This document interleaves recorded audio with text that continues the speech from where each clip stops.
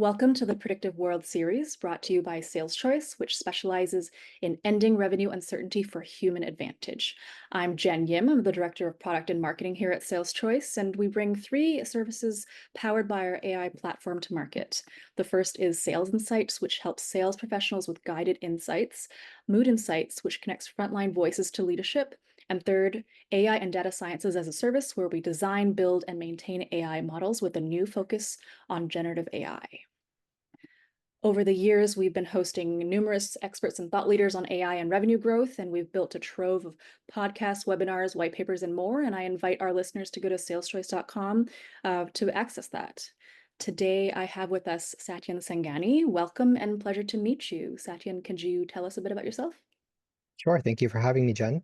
I'm Satyen Sangani. I'm one of the founders and the CEO at Alation. Alation is a data intelligence platform where I've been the CEO and the founder for, I guess about the last 12 years.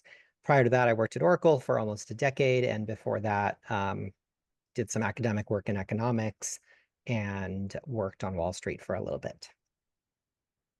Wow, this is an amazing background. You've kind of traveled through a lot of, been on a lot of different journeys. You hinted a little bit of Elation, but could you tell us a bit more about that specifically? Absolutely. Alation is what we describe as a data intelligence platform. We sell software to approximately 600 enterprises and organizations worldwide. Those organizations are often trying to organize their data in order to be able to build some value from that information. Data that sits by itself doesn't really have a lot of value. But if it's used to be able to generate new products or optimize operations or find new opportunities, all of those ends can be better served through data. And what we help organizations do is to organize their data so that individuals inside those companies can find, understand, use, and trust that data. And ultimately, what then happens is that people are able to increase their revenues or build new applications that they otherwise weren't able to do. We have 40% of the Fortune 100 as our clients, and so really an amazing group of customers. And they range in a variety of different industries, and we span 35 or 36 different countries in our customers. So it's a really exciting group of clients, and certainly ones that we're very honored to serve. Really excited for this conversation because I know from the sales choice side, like we've kind of faced some of those similar problems with our predictive analytics and trying to get people to believe them. We've come up with a number of solutions, but I'm just going to kick it over to our Dr. Cindy Gordon to start the conversation. Thanks so much, Satyen, and thanks, Jennifer, for those introductory comments. We are so thrilled, Satyen, that you're here today. One, data is the mirror, and it's really great to hear that the Fortune 100 are pulled together in terms of investing in your capability. But I'd love just to hear your strategic perspective beyond the top Fortune 100, in the sense as you look at the need for social change and board governance and CEO leadership on the fact that data really matters and whether you feel we're moving fast enough, honestly, Satyen, in this opportunity. Thoughts on that is, I think data is the foundation mirror for AI success for sure, either to shine or collapse. And just love to hear your thoughts.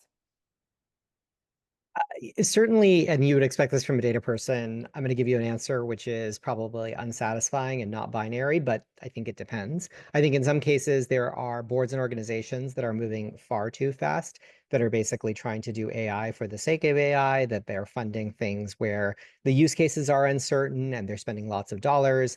And in many cases doing so to bad effect. And this stuff can be extraordinarily expensive. And I think there are many cases where people are not quite moored to what they're trying to do or where they're going or why they're doing what they're doing. So certainly I think there are some organizations that are moving too fast. I think as a category as a whole, I would argue though that we're probably not going fast enough in terms of really scalably building the experience to understand how to build value from data. And I think the biggest reason for that is that using data, leveraging AI are still fundamentally exploratory investments, and people don't necessarily know the return that they're going to get out of those investments. They don't necessarily understand and know if I put money here, am I going to get dollars out of it? Or where am I getting ROI from this stuff? And I think the consequence of that is that people underinvest. And so I do think that means that as a society, and certainly within many industries and organizations, the trend, unfortunately, is that we're investing less than we ought to. But I think a big part of that problem is because people don't know where those dollars ought to be going or or should be going. I think you nailed it, Satyen, in terms of the need on the critical thinking on the use cases, and really thinking that through. I was just with, I think, about 50 CEOs this morning, mainly Torontonians and board directors, and we were going through some of the global research on the return on investment. With your economics background, you probably know that we're averaging worldwide about 4.7% ROI and on these use cases. And so the precision is so important. And the foundation offer that you have, gets you on the right track. I have so many architectural questions. I know I can't dive into the detail, but the waste is a very astute comment, and I'm really glad you raised that. I'm curious, because, when Lauren reached out, I haven't had a chance to really do a dive deeply. Obviously, we follow and know machine learning ops, software infrastructures, and obviously Amazon, Snowflake, Calabria. But I was really curious as you look at your landscape, who are you really following and the ones that, because, to secure 40% of the Fortune 100 is no easy task. And so congratulations. And I hope you realize what an outstanding, accomplishment that is. But who are the other, players? I'm sure Gartner Group tracks you, but where are you in the sense of the other players that you keep your eye on? Um, is it Yeah. Oracle out of Yeah. curiosity So or? interestingly enough, the products that we have, which are within the platform, things like data governance, data lineage, data cataloging, are things that I would argue almost every major technology company, ranging from the cloud megascalers down to, the Oracles of the world, as well as the SAPs and the IBMs, and certainly to the data native companies. Many companies claim to have a product that is similar to ours. The cataloging space has become, and the intelligence space has become tremendously competitive. I think it's a very strategic space because people know that if you have one of these platforms, then you're essentially connected to all of the data and all of the people that are using that data inside of a company, which is a pretty strategic place to be. Um, you know, we were founded, interestingly enough, 12 years ago, in a time where there was no such a thing as a data catalog. There was no data cataloging category. There were no people doing it. And at the time, it was very much a category creation effort. When we started, we were having to meet people and say, oh, well, we have this thing called a data catalog, and they're like, well, I don't even know what that is. Like, why do you need one? What's that going to do for me? And, like, why do I need to catalog my data? And so they would ask these questions, and often we'd have to be settling the problem more than the solution. We'd have to say things like, well, do you have problems finding your data? Do people get confused about the definitions? And so we really started out by basically creating this category and really talking about the problem. And we've never really lost that orientation. Obviously, given the customer and given the number of players in the space, like there are probably 40, 50, or 60 people that there are companies that come up, which, I think is both exciting, but also means that you have to have a really strong rudder for what you believe in and what you are investing behind. And so we look for innovative technologies and capabilities and look for the ways that other people might be doing and solving problems better than we might otherwise do. But really, we try to chart our own course. And what's unique about Alation is that we have been really very focused on a couple of things, which is the one, critical usage of data, and two, the actual business value that that data produces. I think there are lots of players within the space who primarily try to sell tools and often are selling tools to technical individuals. We don't view the problem of sort of organizing your data as a technical endeavor. Some people are trying to build against compliance backgrounds and reasons and are trying to say, well, there are regulations out there like GDPR and the Privacy Act and the new AI Act, and you got to comply with all that stuff. And we certainly help customers do that, but we're not designing to that paradigm. What we tend to talk about with our clients is really this idea of value. How do you build data initiatives that do deliver value more consistently? Some of them won't, but many of them you want to have them do that. And then how do you actually measure that value? And how do you make it repeatable? And how do you build a culture that allows you to leverage the software and really build an organization and processes that delivers value much more repeatably from data? And those tend to be the things that we focus on and the customers that we tend to attract. And I can get into the technical capabilities for how we do that, but that really is the end value proposition that we're most known for and why we succeed as much as we do. So Sachin, really can appreciate the value point might be your economics, business know-how background to know at the end of the day, those outcomes and those metrics really are critical to sustain the continual data management and data lineage journey. But I am curious about who you track. I mean, you've certainly been clear on the unique and the offering, but who are the ones that you watch? I mean, just because I don't know the answer, but I know you would be watching. Because I'm familiar with Calabria, but I just don't know much about what you all do. So today's a chance, and I don't even know if they overlap or are we would see them as a competitor, but just curious. Obviously the IBMs, and the bigger players, SAP that you mentioned, everybody's got product catalogs and data lineage, but it sounds like you're really giving a lot of thought to the value, and I suspect you've got some incredible metric boards that show value realization. But just thoughts on the competitive landscape. Yeah, I think you mentioned Calabria. I think you mean a company called Calibra, Yeah, um, yeah, which certainly is in our market. There are other traditional players that are in our market, like I think IBM is a very traditional player within the market. There certainly exist out there. There are other data management players that are out there that have catalogs. One of the public companies that are in the space is a company called Informatica. So there are certainly a few folks that do that, and there are lots of emerging startups that are in the ecosystem and in the space.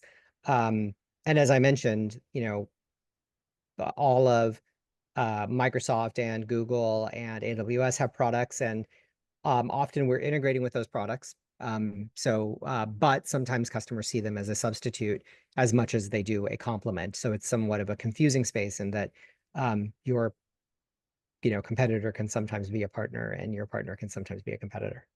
for sure. Yeah, that co-opetition reality is everywhere these days.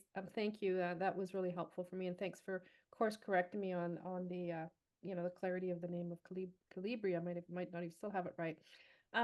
So with one of the things that we see constantly within the CTOs and organizations is looking at their entire machine learning ops infrastructure, and obviously the whole data lineage, the data cataloging, and all that, which needs to really be a part of the machine learning ops environment.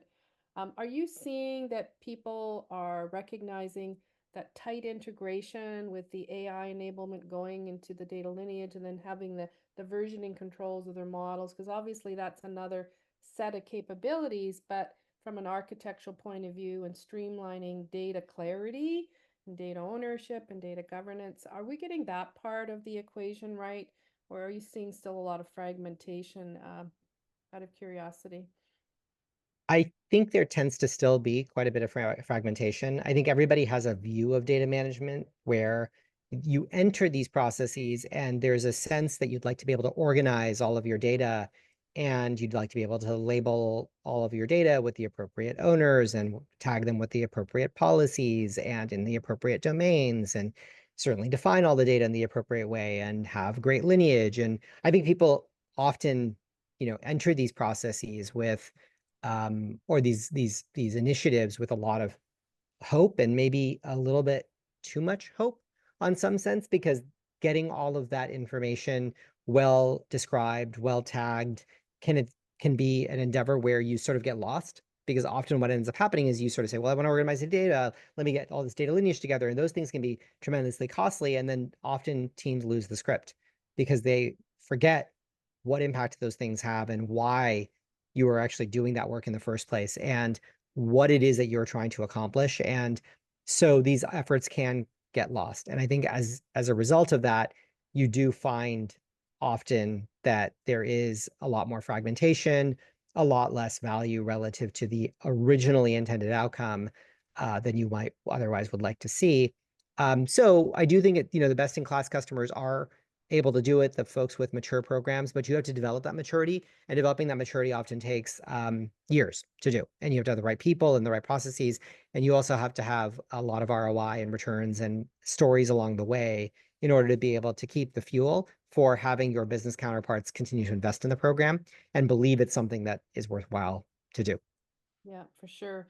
When you look at, executive leadership teams, and I'm sure you already know this, the importance that they need to be upskilled in data governance and data management and understand how important that skill set is to govern and to lead.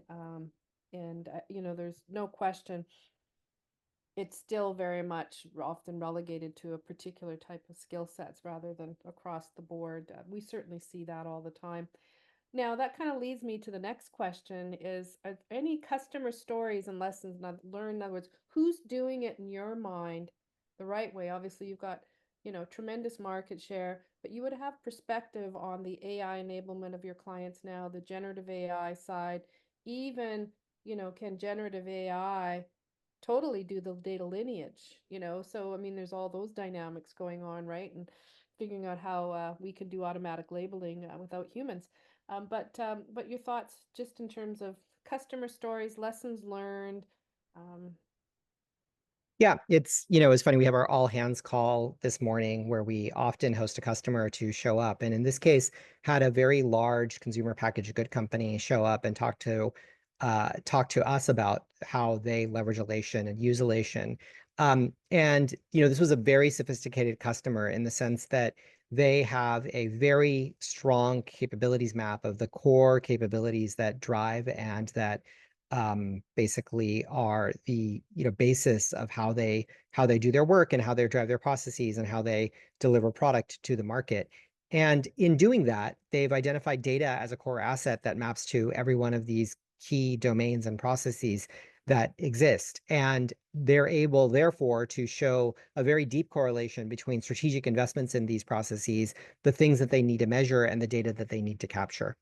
Um, Now, I would argue that most organizations don't have that level of sophistication where they understand deeply the domains of data that exist and what data that they have that maps to the outcomes that they want to be able to drive.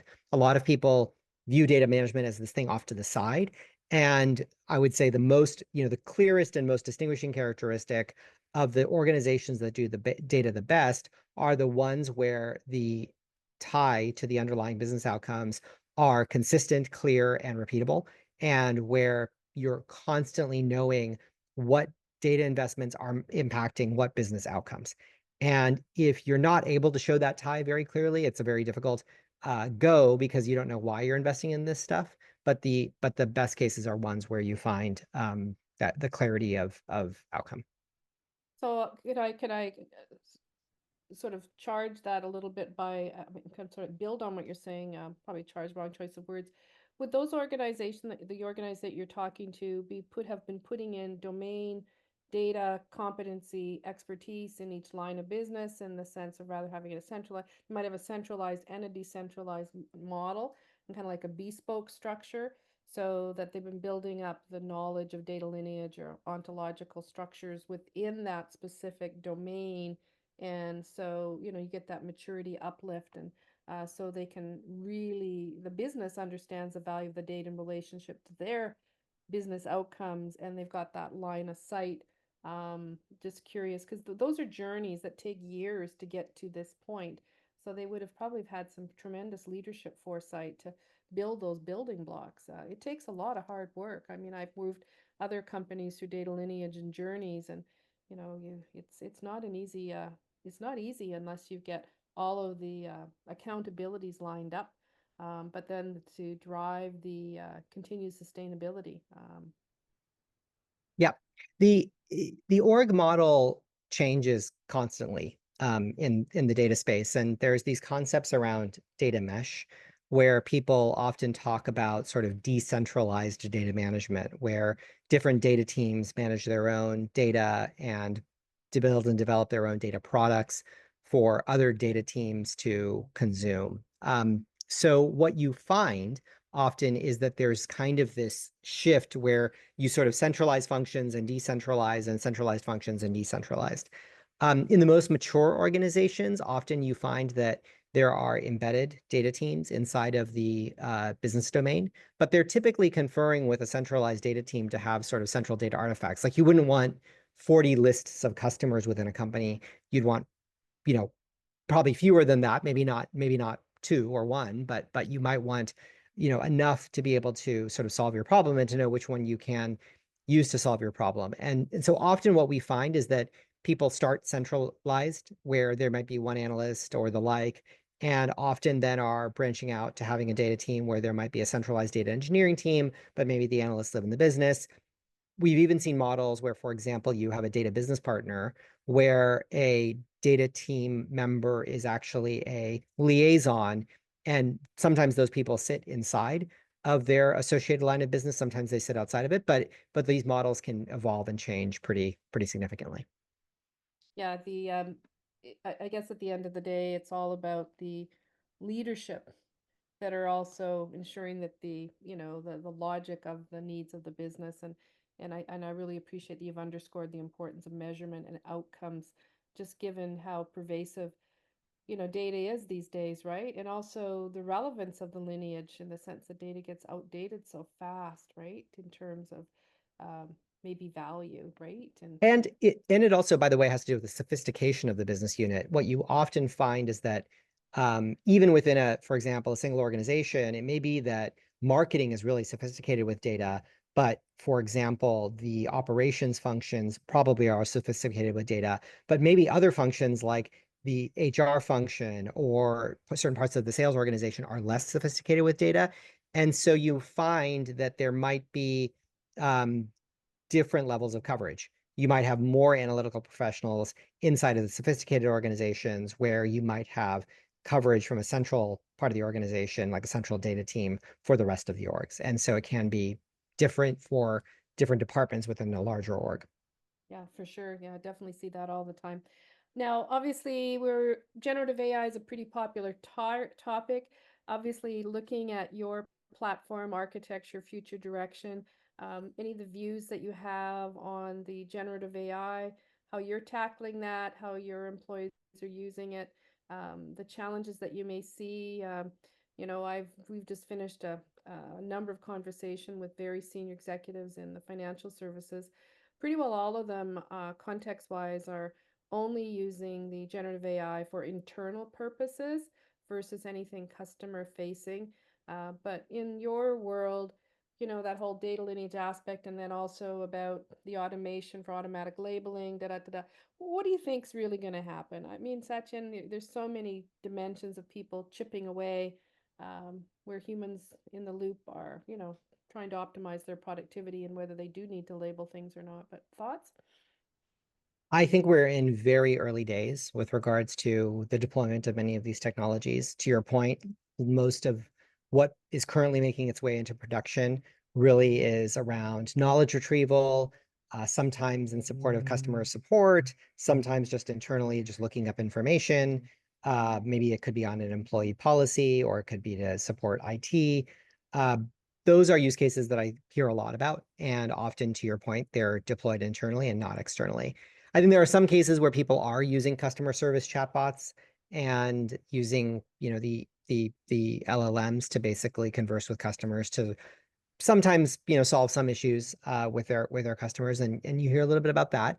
There are also some very innovative use cases that you don't hear about where people are using the LLMs and their sort of, if you will, predictive capability in order to be able to make relationships between complex phenomena. We spoke with a company that has lots of sensor data on, really sophisticated mining capabilities, and they're using that information in order to be able to feed small language models in order to be able to develop predictions around which materials to use in best doing the work of the mining. And so there's some pretty cool use cases that I think you find, but I think it's still super early days.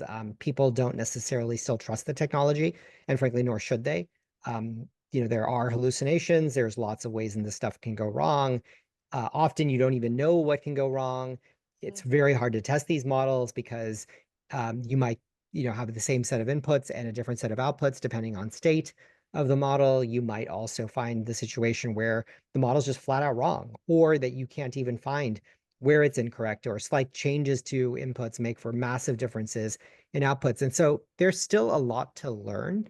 And there's still a lot to learn in terms of how to even feed all of this, these models information. So I think there's some interesting early promise, and probably not to the level of investment that's been made to date, especially in terms of the amount of money it takes to train and build these models, which is, massive, but also even the subscription costs. I mean, just the API calls themselves to some of the more cutting edge models can be quite expensive. And so early days, but I think there's still a lot of promise. And my view, generally speaking, is that you as a customer or a potential customer of these things, need to be eyes wide open about what your use case is, and to ensure that you have enough knowledge before you start spending a lot of money. But to the extent that you do, and you have an understanding of the use case and the tool, there can be a lot of power in deploying these things, and even using them for internal productivity purposes, much less to help your customers. I'm really glad you brought in the small language model dimension, Satyen, because that is such a key development in being able to have more control, more governance, and really narrow down the use case, in the sense of you can avoid some of the other attributions, right? And we're also seeing a lot of research on the larger language models on implosion. As well, I was just reading a PhD. There was about, I think, 15 people that wrote the report, and if you haven't seen it, I'll flip it over. It was just really interesting reading. Yeah, I'd love Now, to see it. yeah, we love short snappies. You've got such a panoramic view. You've just shared so many excellent gems of wisdom. We spend a lot of time with board directors and CEOs. And I know you'll have some really quick recommendations for them to really get their data right. What would be your main takeaways after 10 years of building a successful company, securing 40% of the hearts and minds of the Fortune 100, which is no easy task, and you've got a really good financial economic grasp of value, which I often don't see with technology CTOs or CEOs sometimes. So I think your economic reality check is really, really quite special, and I bet you get that a lot with your clients. But what would be your key sound bites, Satyen, of wisdom, that we need to make sure that are heard? Yeah, I think the first thing I would tell a board member is, look, you have to be investing in data in your portfolio of investments, and you should know where those investments are and where they're going. So, the idea that you can bury your head in the sand and not do AI or not do data for almost every company in the world is probably, a pretty uh, it would be a myopic thing to not invest. And so you have to do something, and you should know what you're doing. The second thing I would say is that you also have to basically view data as not a technological problem, but actually a business problem. I would much rather the data leader um, really report into, either a CIO who is really servicing the end business customer, pretty strongly by building applications that are intended to improve business processes, or the business itself. But I think where things can often go wrong is where data is off to the side. It's sort of a resource, but kind of there's reports and dashboards that are coming out of it, but not much more. And so this idea that data needs to be deeply integrated, I think is a critically important idea, and that you should expect all of your all of your leaders to be data conversant, not just sort of, if you will, relegating that to the data people. So that's probably a really critical idea. And the last piece of it is just measuring it, and measuring the value that comes from your data investments and your initiatives. How do you know what the ROI is? Where did data play a role? What are the stories that come out of data? What applications have been built on top of data? How is data affecting your customers? Have a very clear sense for that, because often otherwise the input dollars may not necessarily map the output dollars. So those would be the three bits of advice that I would consistently give to, any CEO or board member who is asking. And, increasingly, of course, that happens more and more. And what you find is that people expect that data is this relatively straightforward thing that if you invest, you'll get a return, but it's really hard, and you're not going to avoid the hard by knowing less about it. You just gotta, jump in both feet and learn and figure it out. Thank you, Satyen. Just really appreciate those perspectives. I'm going to turn things over to Jennifer Yim just for closing comments, but we're just so grateful that you're able to spend the time with us today. I have a zillion other questions. You probably can gather that just in terms of how I think, but I know I'm going to get the from Jennifer. So Jennifer, over to you. Thanks, Indy, and thanks, Satyen. It was a pleasure to connect and chat on AI together. And thanks to our listeners for joining us for the Predictive World series by SalesChoice. And I invite everyone again to go to saleschoice.com/resources for more. Join us next time for more insights on the AI world.